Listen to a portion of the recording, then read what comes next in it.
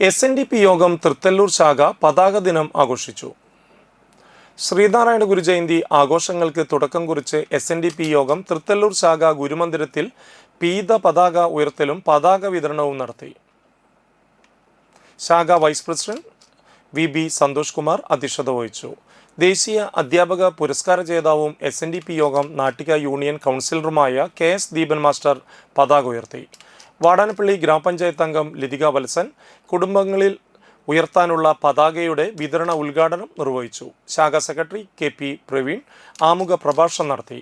ഗുരുജയന്തി ആഘോഷങ്ങളുടെ general convener PS Sunilkumar, ശാഖാ വനിതാ സംഘം പ്രസിഡന്റ് ലളിത സിദ്ധാർത്ഥൻ, സെക്രട്ടറി ഷീബ വിമൽ റോയ്, ഭരണസമിതി അംഗങ്ങളായ സോമൻ ബ്രാരത്ത്, പ്രസന്നൻ മഞ്ഞിപ്പറമ്പിൽ, പത്മജൻ ചാളിപ്പാട്ട്, CK ജ്യോതിഷ്, CK മധു എന്നിവർ സംസാരിച്ചു.